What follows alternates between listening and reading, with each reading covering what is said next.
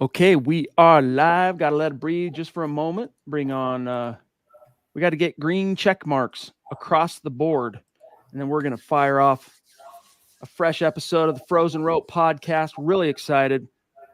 We're good. Welcome in, everybody. It is the Frozen Rope podcast. I'm your host, Chad Jensen. With me, my partner in crime on this Utah Jazz voyage. His name is Patrick Byrnes. Pat, it's been interesting finally getting to see how some of these pieces are coming together relative to, starting lineups. We'll get into that a little bit tonight. How the rookies are progressing, and really kind of more so, Pat, how the coaching staff seems to be viewing the rookies and their place with the team. And I wanted to title tonight's episode around the rookies because we've had a lot of titles lately around starting lineup this, starting lineup that. Not to say we haven't had plenty around the rookies, but it's been really interesting to see how these chips are falling. So first things first, bro, how are you? And what's been your biggest takeaway from the rookies so far? Well, yeah, I mean, it's the regular season's right around the corner, so we got some questions answered this week. With questions answered comes more questions, left unanswered. But as far as the rookie goes, it looks like it's going to be, Keonte George looks like he's going to get in the rotation. We'll see if he can strong arm himself into the starting lineup at some point during the season, whether it's through a trade or whether it's through him just playing better than his competition. And then it looks like Taylor Hendricks and Sensabaugh looks like they are going to be headed to the G League. You can't really make an excuse for them to. Well, they're not going to be in the rotation, so you might as well get them live reps in the G League rather than have them sit at the end of the bench and not progress. Which wouldn't be the end of the world. I mean, we saw how it shook out last year playing in the G League early on for Ochai, and if I'm not mistaken, what was it, Pat? I think 20 of 30 first-round picks last year spent time in the G League. So it's kind of the way things are going relative to the NBA trend or NBA convention, and it makes sense. I mean, you just hit the nail on the head. If a guy's not a rookie, isn't factoring into the actual rotation, what's better for the rook and what's better for the team long term? To have him sit, get cold, get frustrated, or let him keep playing in the G League where he can continue to develop, stay fresh, stay warm. I mean, it certainly benefited the Jazz last year relative to Agbaji. Yeah, certainly, and it wouldn't shock me if George spent some time in the G League too, with how many guards they have. I mean, they might choose to have him get the live reps down there before maybe a trade's made to open a path for him to play. I wouldn't bet on it. I would probably say my money would be him starting somewhere in the rotation, maybe getting 20 minutes a game. But Hardy said, I can't remember where it was from, but he said he's going 10-man rotation. Someone's going to be left out. So we'll see how it plays out. My prediction is Chris Dunn will be the person left out, not because he's not good enough to be in the rotation, but I think they're going to make a trade, and they to get the most value back from the trade, they're going to want to give the people some minutes that might get shipped out of here. So We'll see what happens. I mean, this was something you and I touched on. You touched on right before we went live tonight. One of those guys that the Jazz could kind of artificially, I'll use that word, insert into the lineup early is Taylor Horton Tucker as kind of a long-term audition trade bait, because rumor has it that he was almost part of a trade very recently. If you want to believe it's true, I'll let you explain who said it and what, but if you want to believe it's true, the Jazz were willing to part with THT. And so you got to wonder why. Pat will explain, what the potential trade was, but you don't make that trade if you don't, Pat, feel like there are enough horses still in the stable at that position to justify it. Yeah, I mean, the way it's shaping up, it looks like, Dunn has been the best point guard in preseason. They want to get Keonte George minutes. They feel like he's NBA ready, it looks like. So, why wait? And, in that Porter deal that went down where he got traded and then released, Jake Fisher of Yahoo Sports, stated, and we'll put an article out that probably in the next hour. But Jake Fisher stated that Kalen Horton-Tucker might have went to Houston. They were talking about moving him to Houston to free up a path for Keonte George and Chris Dunn. And that actually does make a ton of sense. That would just solve a lot of problems that the Jazz have. Especially if you could get some kind of something back in exchange. But I tell you what, bringing it back to the rookies, just what I've seen so far this preseason, albeit limited exposure in games that don't count.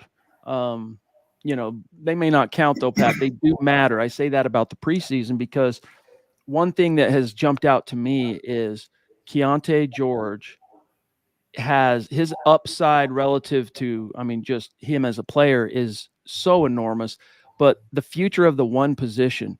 And I look at it like this. It's kind of like in the NFL, not to utilize too many mixed sports metaphors here, but in the NFL, the prevailing philosophy on, say, first round quarterbacks is you got to play them ASAP. That's the only way to kind of microwave the trial and error learning curve and get a return on what you invested in that young player sooner than later. You don't do it that way. More often than not, it results in the rust and the lack of confidence and other things. I think that could apply very much here to the development of a young future point guard, especially one as talented. The shots that kid can make is phenomenal, but also, Pat, the way he can distribute the ball and create for others. Props to Chris Dunn, but he doesn't have that same kind of next level vision. He doesn't have that same twitchy playmaking ability on the offensive side. And so I don't know. I don't understand why the Jazz are dragging their heels on that, because the sooner they get him those reps, those minutes, let him kind of bulldoze through his trial and error, let him break that glass, the sooner they'll get him to the, it's like a rough stone rolling down the hill. At the very top, man, you can see all the jagged edges and the chunks sticking off, but the more it rolls, comes into contact with stuff, by the time it gets to the bottom, it's a nice smooth stone, so to speak. And that's the idea with Keonte. Yeah, I think that's the way it's gonna. I really believe that's the way it's coming. You got to figure.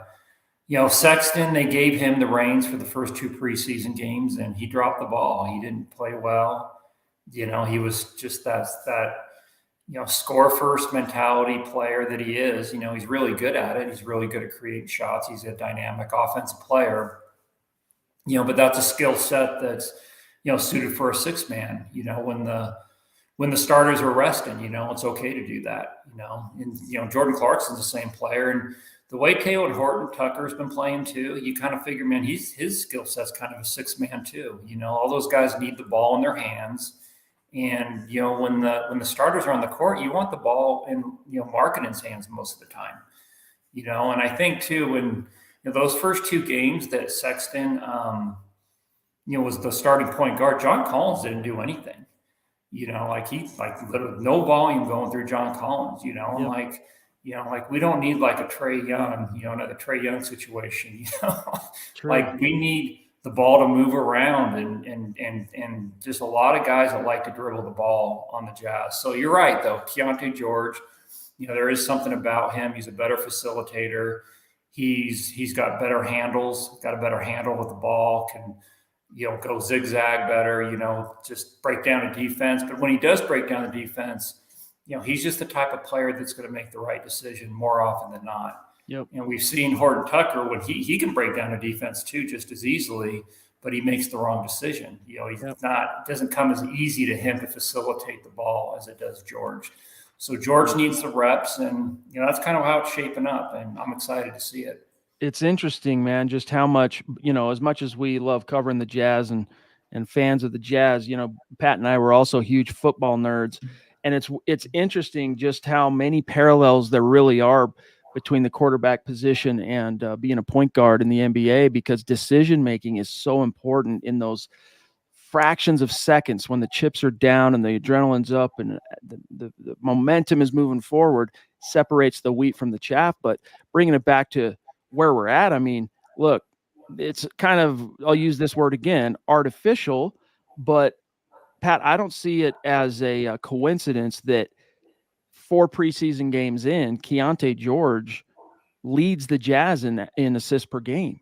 Yeah, that's an interesting development at 21 and a half minutes per game. scoring 11.3. You extrapolate that, Pat, over a full game's worth of minutes, and that's more of the direction I could see things really panning out in a good way for the Jazz. Meanwhile, I mean, in much limited exposure, Chris Dunn, who's averaging 13.3 minutes in the preseason, he's averaging we'll call it 2.5 assists per game. Surprisingly, Colin Sexton is averaging just a hair more than Chris Dunn, for what it's worth. But we spent a lot of time on Keonte. We finally got to see some Bryce Sensabaugh. We've seen a little bit of Taylor Hendricks. What have been some of your observations on those two guys? They're 19, so Hendricks has done a little bit better since his first appearance. Looks like he's getting a little bit more comfortable, but those guys need G League reps. And I wouldn't expect them to make a contribution this year unless they just get bombarded with injuries, But the Sensabaugh and Hendricks, they still have a high ceiling. I'm still excited for them, but at 19, they're just going to have to get the live reps in the G League the way the Utah Jazz roster is shaped out right now.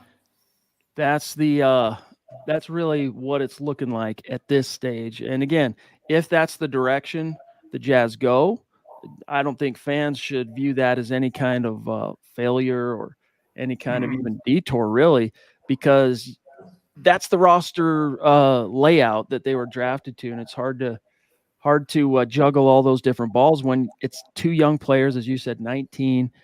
They got so much time ahead of them. Get them some reps in the G League and circle back. And you could, Pat, circle back at any moment, right? You could circle back later on this season, just like the Jazz did last year with Ochai. But let me ask you this. After those first couple of games, things were a little janky with Colin at point guard relative to John Collins' involvement, and especially on the offensive side. What have been some of your takeaways from seeing his contributions, though, these last couple games? Because I've been mostly excited by it. Yeah, it was encouraging for sure. His game against who was it against? They played the Clippers twice. Trailblazers. With the Trailblazers. Yeah, it was encouraging, his performance with the Trailblazers. He was able to put up some decent amount of points. I think he put up like 15 points in a limited amount of time. There is concern, and I know Jared brought this up, last week, which I thought was a legitimate concern. He brought up the concern of, Collins and Kessler being on the floor together. Are they going to be able to space the floor with those two guys on the court? And I think what we saw, Collins the other night, I think that is definitely encouraging. Yeah, because he's got to be able to score, but he's also got to be able to, he's got to be able to space the floor. He's got to be able to hit threes. People got to respect that. And, Kessler's even shooting a three a game. They're trying to get him involved in the three and space the floor with him too. So, Markkanen needs that room to operate. He needs the floor to be spaced. And, it's still a little bit, there's still a lot of dribbling going on with Horton Tucker and Jordan Clarkson is a starting backcourt.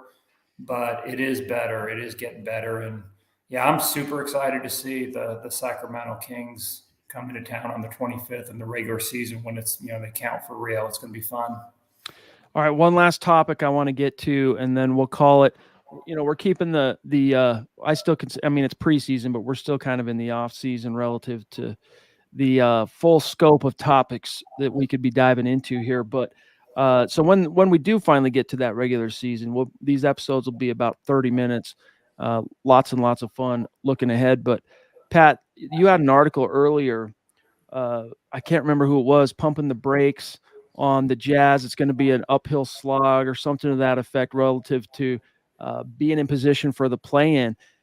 Do you buy that? Do you think this team is that much still kind of on the outside looking in, or do you think they've taken some steps forward this year? I think they've taken some steps forward, but I think it was John Hollinger from the Athletic, and he had the Jazz winning 36 games, only beating out 3 teams in the West. I don't know. Like he brought up some good points. The point guard is a concern. Who's going to be that player that's going to make everybody else better?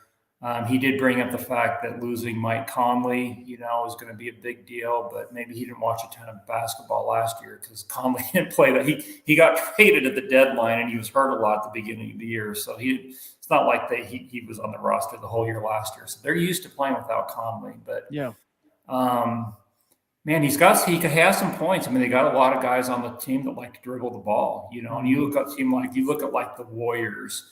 You look at the Lakers, with LeBron. I mean, they move the ball, they pass the ball. The ball doesn't stick and the Jazz don't really have that with Hort, Tucker, and Clarkson. And hopefully they can figure it out. Hopefully the chemistry works. So it is I'm a little bit worried about it, but at the same time, I mean, I think the Jazz still can win, 40 plus games. I do. I think they have enough talent on that team. And, he says the West is deep. I don't think the West is as deep as people think it is. The West is getting old. Mm-hmm. You look at some of the teams in the West, Western Conference, like the Golden State Warriors. I mean, do you really think the Warriors are going to be that good this year? I mean, they're old. Their whole starting lineup is over 30. It's crazy. So I don't know. We'll see. Young legs usually prevail over an 82-game series, 82-game season.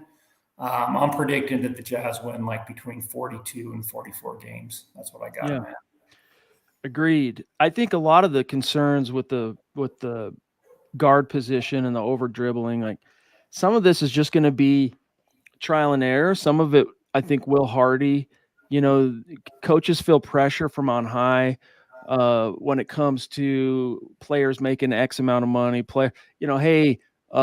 Hey, coach, I'm Danny Ainge. Hey, coach, we want to see some extra minutes for THT because we might be shopping and we might be looking to move him. Stuff like that factors into play time and the whole equation early on. But I'm telling you right now, the sooner you get Keonte on that floor and into the lineup at the one, the sweeter the outcome is going to be for the Jazz. But there are a lot of moving pieces and other priorities. I hate to say it, but if it was so simple as just, always the best five guys play, it's not always that case when it comes to the starting lineup. There are politics, let's just put it that way, involved. And like Jordan Clarkson, hey, it was nice for a change last year, seeing him in the starting lineup and all that. But dude, the way that guy can create, there's a reason he's the former sixth man. That's where he shines. That's where a team can benefit the most from a player of his skill set. Same with Colin Sexton. You hope guys like that can, from a career arc perspective, Pat, the hope is that those guys can develop beyond that and become, we'll just say evolve their game to where they can offer more to a team beyond just, six-man type impact when the starters need a breather. But as great as Jordan Clarkson was at times last season as a starter, you've swung me, dude. You and James Lewis have swung me on the idea that Clarkson really needs to be coming off that bench and be that shot in the arm while everyone else is getting a breather and continue to keep the pressure on opponents when the starters need to rest. Yeah, I mean, and you look at the teams that are really good, like the teams that, the upper echelon teams, everybody has that player that can just sit in the corner and hit threes and, and spread the floor and play defense, those 3-and-D players. And the Jazz really don't have one. They don't have that floor spacer. They can just sit in the corner, slash, finish at the rim and lock up the other team's best player. I mean, Abaji could be that player. He has a skill set where he could develop into something like that.